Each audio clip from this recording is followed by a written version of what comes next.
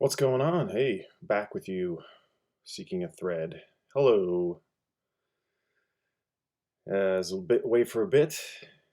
Hope you're enjoying the John Fahey video. I'm sticking in the folk mode. I'm gonna do the folk music tag set forward by Mazzy. 20 questions here. I'm gonna get right into it. Got a busy day ahead of me. These are Mazzy tough questions. Some are a little bit hard to fill. I'm gonna stretch on a bunch of them just to sort of I answered them all, but these are some interesting questions. A little bit difficult, so let's get into it. Pre-1950s folk. I'm going to go with some old-time folk. I guess it's a bit country, but this is folk music. Riley Puckett on the old-time greats. This is on the Old Homestead label. He's out of Georgia. Basically, this is Appalachian folk music. As you can see, Riley, a real serious man. Really great old-time folk music, again on the Old Homestead label. This is volume 1, Old Time Greats. These are real cheap if you can find them, and just full of great stuff. Awesome. Very desolate, very, very down. All right, an archival record. Here's one that sadly is not in print anymore. It really should be. It's some of the most beautiful folk music. This is Connie Converse, How Sad, How Lonely, on the Squirrel Thing label. She recorded in the 50s, and if you've heard the Molly Drake record, which I also have, it is wonderful. This is very soft, very lovely, very quiet music, and just very sort of almost childlike songs. I don't know. She's kind of a mysterious person. There's really not much known about her. I just took a chance on this based on the cover because I like sort of really good quiet folk music, and this certainly fits the bill. It's gotten expensive, which is sort of crazy. It's a 2014 released. There is a story in here about her. It looks like this music was recorded in the 60s. Yeah, I actually got to read the story about her. All right, a post-2010 modern folk record. I'm going to go with Meg Baird from the band Espers with Mary Lattimore. This is from 2019 on the Three Lobe label. Excellent, sparse, and haunting folk stuff here.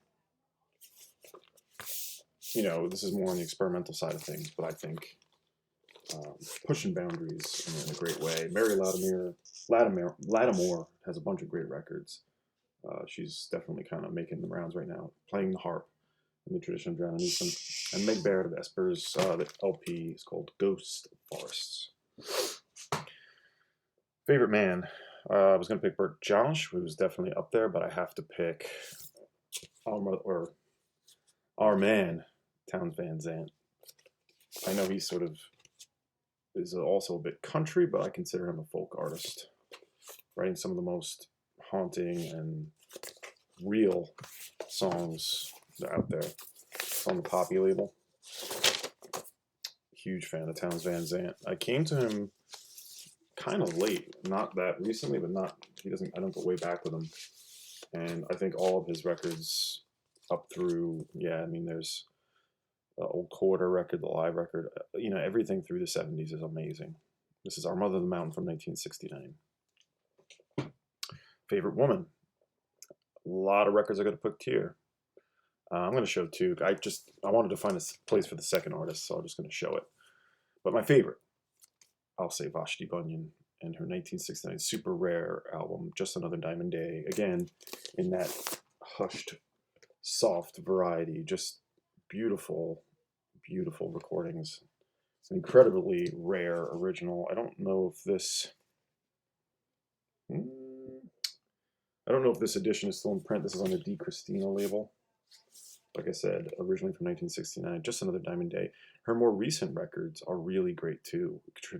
Continuing in that tradition, they sound like they could have come right after this. She kind of went, after she made this, it sort of sunk, and she, became, had kids, went to sort of about her life, and then in the early 2000s, mid 2000s, she came back and produced some great records. I believe with Max Richter produced her Look Aftering. I think it is. I think I have that slightly wrong, but those two records that she did in 2005 and I think 2008 or 9 are awesome. Also, her Animal Collective EP is amazing, but this is the pinnacle. Beautiful songs, very lovely instrumentation. Just puts you in the right spirit every time. Favorite duo. Now, I should mention what I'm trying to do with this list is, as I like to do, not necessarily pick. Hold on, get some coffee. Trying to pick some things out that might be outside of what was shown. I love Dylan. I own just about all the, well, most of the Dylan records that I consider needed. I love Fairport Convention. I absolutely love them. I'm not showing any of those artists. I'm going to try to go outside of that. With that in mind, here's a Canadian duo, my favorite duo, Fraser and DeBolt. This is an original Canadian pressing on the Canadian 2i. If you get this in the States, it is on the standard 70s label. This has the vibe of being psych folk, but it's not really. It's an interesting, some really cool arrangements. Bit dark, but great harmonies, great vocal duo. They have another album after this. Not very good. I highly recommend this. You can find the American version. It should be about a $10 album. So this is just called Fraser and DeBolt with Ian Gunther. I believe it's 1969 or 70 on Columbia. Here's another one outside of Mazzy's question number 7. Favorite folk group. A lot I could have picked here, and a lot of these questions you could interchange the answers. But I'm going to show a record of a band that, again, is kind of in the psych folk variety. But these guys are UK. They're called Dukes Degray. This is called Sorcerers. They have a record that's sprawling and very long and kind of nuts. That's great, called something with mice in it. This is called Sorcerers, and this is more of a folk rock or a folk album. English folk in the variety of, like Fairport and Trees, who I'm going to show. Just great arrangements. This is on the Alternative Fox. This is a reissue. It's a very tough original. 1969. Pure folk style. Subtle use of multiple instruments, guitars, woodwinds, brass, keyboards, and percussion. One of the most brilliant acoustic experimental folk psych prog ever. I think it's more of a straight folk album to me. Dukes Degray, Sorcerers. Acoustic. A lot of choices I could have picked here. I'm going to pick another one that's off the beaten path. And a record I come back to a whole lot. Ted Lucas, otherwise known as the self-titled or the Ohm album, I believe. This is one of the reissues on the Yoga Sebastian Speaks album. The first side is a perfect folk side. His haunting, he's got a deep voice, very sort of in the Skip Spence mold. It doesn't really get psychedelic at all. It's just sort of down and lovely. It's so nice to get stoned song on here. Just lay into that one a bit. Plain and simple melody. My favorite. I'll find a way to carry it all. The first side, I can't say how wonderful this is. All acoustic, no accompaniment. The second side is a different thing, but I'm really showing this for the first side. It's a lovely record. Okay, Electric. This one's going to be, it's a solo record technically, but it's with a band. This could be a psych folk record. It really is, but I consider it electric because there's lots of electric guitar and lots of sprawling arrangements. It's called Dreaming with Alice by Mark Frye. This is a reissue on the Sunbeam label. What's his deal? So he was an English guitarist who went to Italy to get his record deal, and it came out in RCA in Italy only. I think this is 69 again. And this just got like a Now Again Reserve pressing, which I don't have. It's supposed to sound like great, but you know how Now Again can be. In any case, Sunbeam does a great job. I got this a long time ago. It has a really cool motif and a theme that called Dreaming with Alice that goes through the record. It kind of comes in and out of that, and then shifts into sort of beautiful electric folk sort of meditations. There's some jammy bits on here.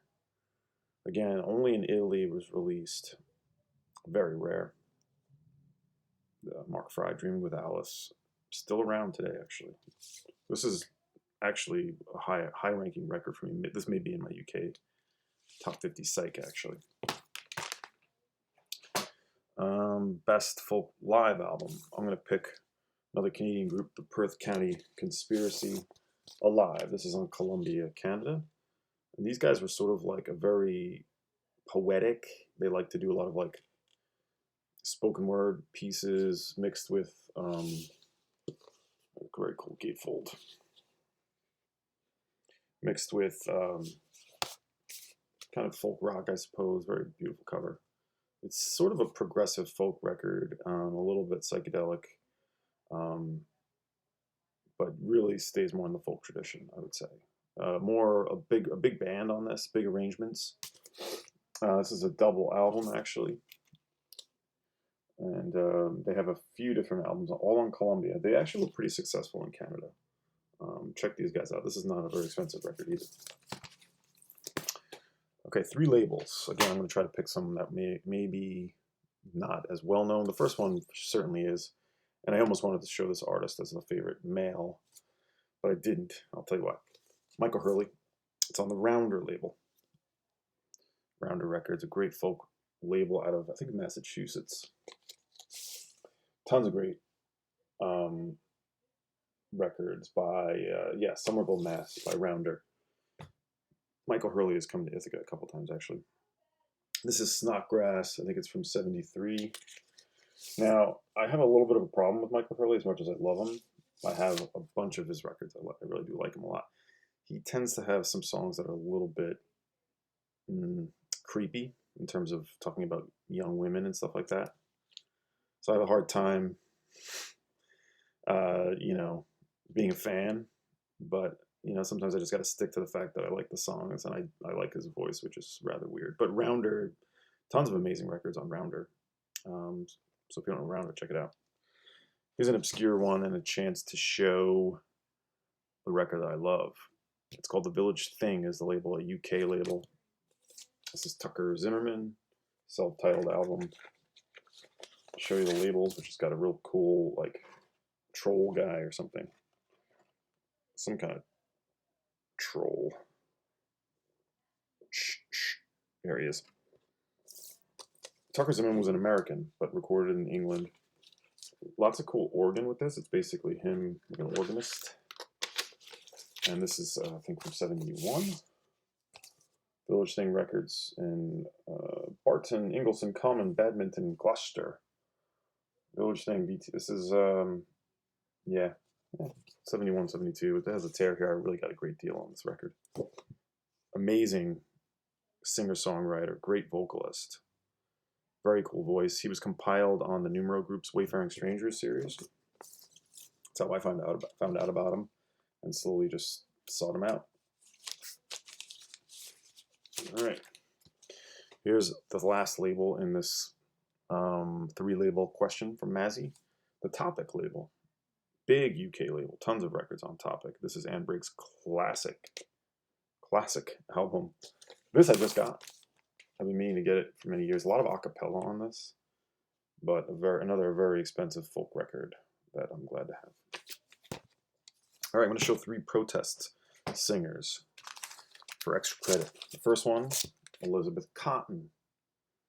Amazing album on Folkways. This is from 1958. She didn't do it, I'll say, not a ton of protest songs, but she's in the tradition of it. Her song Freight Train, the Grateful Dead cover, some English songwriters tried to steal it, essentially, and she had the Mikes, the Seeger family fought to get her the rights back to it, which they did. She lived until like the 90s, into her 90s, well into her 90s, and she finished her life in Syracuse, which is not far from me here, and there's even like a park dedicated to her in Syracuse. I love Elizabeth Cotten, wonderful singer. From the 60s, one of my favorite protest singers, Melvin Reynolds, sings the truth on the Columbia label, most notably known for her song Little Boxes, which was used on some series as its theme song on the Columbia label. Cheap Records. She was always singing about workers' rights, union rights, very much in the hippie movement in the 60s. Melvin Reynolds Sings the Truth. This and there's one other record on Rooster, I think it is, that are my favorite Melvina records. She's very easy to find, and I highly recommend. Look in your folk section, in your local folk sections, in your local shops folk section. I bet you'll find some Melvina records. They're worth grabbing. And from the 70s, let's talk about Native American protest songs. J.J. Light, Hey Ya. This is an amazing record. Produced by Kim Fowley, actually, weirdly. He was in with Doug Sam, I think, and slipping my name of the band is slipping my mind, but he played bass in that band on Smash. I'm forgetting. I'll put it later, but this is a great record. He sings a lot of Native American. He is Native American and sings a lot about that experience. There's some amazing songs on this. I highly recommend this record if you're into psych, into country rock, and folk. Okay, and a blacklisted. I decided to go international for this. A blacklisted folk singer, and I'm going to talk about the Brazilian Tropicalia movement, which was really a folk movement. It was developed and produced in Brazil by a few different artists. Gilberto Gil and Caetano Veloso are the primary sort of inventors, and Caetano was exiled by his Brazilian government. This is a Phillips original, very thin sleeve here. This is one of the classic Tropicalia records. In 1972, they kicked him out in like 68, 69. He had to leave, and he came back in 1972 when it was safe to. His life was threatened, along with Gilberto Gil. And if you don't know Caetano Veloso, he still is around today. He made some excellent records for the Nunchuck label not too long ago, even. This is a self-titled record. This is from 1968. Very much a protest singer. Not folk music per se, but it's like the Brazilian folk music, I think. Very kaleidoscopic, very beautiful, emerging, taking the MPB and bossa nova and rock and folk music and coming up with their own movement, Tropicalia. UK single or duo. This is a big record for me. The Wattsons, an English group that I followed a little bit. I got into in a major way. This is one of my favorite reissues from, I think, 2015, called Bright Phoebus by Lal and Mike Watterson. Two of the Wattersons. Now you have a bunch of different other people contributing here, including Richard Thompson. Weirdly, this is sort of like weirdly thought of as like a Sgt. Pepper of folk music. Stupid comparison, but it has a very communal affair. Lots of different musicians coming in and out. There's some gorgeous songs, amazing songs. Again, sort of haunting but beautiful. Stark at times, catchy, wonderful songs. This is a Domino official reissue. Somehow this is now being blocked for release. It's gone out of print and it's tough to get. There's a different edition with different demo recordings on it. But it's called Bright Phoebus by Lal and Mike Watterson. If you can find this record, please do. You should. It was originally on, I think, the Trailer label from 1972 in the UK. Hopefully this gets reissued again. I'm not sure. It was a licensing issue, but this is a Domino reissue, as I said, from 2017. Amazing record. Like I said, you have members of,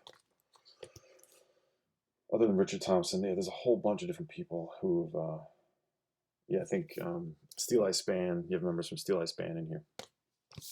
Anyway, great record. A UK band. Have to talk about Trees. This record's been shown a whole bunch in the VC, I know. An amazing electric folk rock, psychedelic folk record with what a cover. That girl looks like The Exorcist or something. Amazing vocalist. She just passed away. I don't have her name in front of me. Celia Humphreys passed away earlier this year. These are great records. This is from a box set that just got reissued. I missed the Sunbeam versions. Reissues don't have originals. But there's a box set that includes all their records with live material and unreleased material. Favorite UK band, Trees on the Shore, 1972. Let's talk about Ian Matthews and I'll just show this. I could have shown a lot of folk rock records. I'm going to pick Matthew's Southern Comfort, my favorite album on the Decca label. I remember getting this super cheap at the WFMU Record Fair. It's still a cheap album. Shouldn't be more than 10 to 12 bucks, I think. There's a lot of Ian Matthews records. I highly recommend getting this. Enough said. Won't go into it too deep. Great folk rock record. Gets a little bit sort of rural psych vibe to it. Amazing though. Favorite folk song covered by a band. This has got all covers on it. I'm going to pick Phil Oakes' Chords of Fame. Also covered by Daniel Johnston. But I'm going to pick this Marian Faithfull album, Rich Kid Blues. This is a Record Store Day reissue and the definitive version of it. All covers. Amazing versions. This is when Marian Faithfull was sort of in her heroin-induced sort of downfall, but obviously she has not passed away. She's hung in there. Her version of Phil Oakes' Chords of Fame, the last track on side one, is incredible. Great. It's not a folk song. They turn it into like a cathartic rock song. But there's other great covers on here. Tim Hardin's Southern Butterfly, It's All Over Now, Baby Blue. You have Cat Stevens, Terry Reid, more Dylan covers. It Takes a Lot to Laugh, Visions of Johanna, Beware of Darkness, George Harrison, Karina, Mudslide Slim, James Taylor, and the Sandy Denny track, Crazy Lady Blues. I can't recommend this record enough. See if you can find this. Great rock versions of folk songs. Rich Kid Blues, Marian Faithfull. I'm going to pick an obscure Dylan cover for question 18. This is Dennis Stoner's Rare Earth. And he covers, where we have here. Oh, what is the cover he does? He does a few covers. Leonard Cohen's Story of Isaac. And, Girl from North Country. Great version. Also, the Southern Man on here, Neil Young. And this is, again, a folk rock singer-songwriter folk album on Rare Earth, 1970. Favorite cover. Now you look at this, you're going to think it's a psychedelic folk record, but it is just sort of cashing in on that moment. It's a beautiful folk duo called Gentle Soul on the Epic label. What a cover. Beautiful. Super flower power. And, lovely. Love the colors on this. It's not a great album. The cover sort of precedes it. You think this, and you're going to think you're going to hear some far out stuff, but it's good. It's a good album. I'm glad I have it. Beautiful cover. And my favorite song.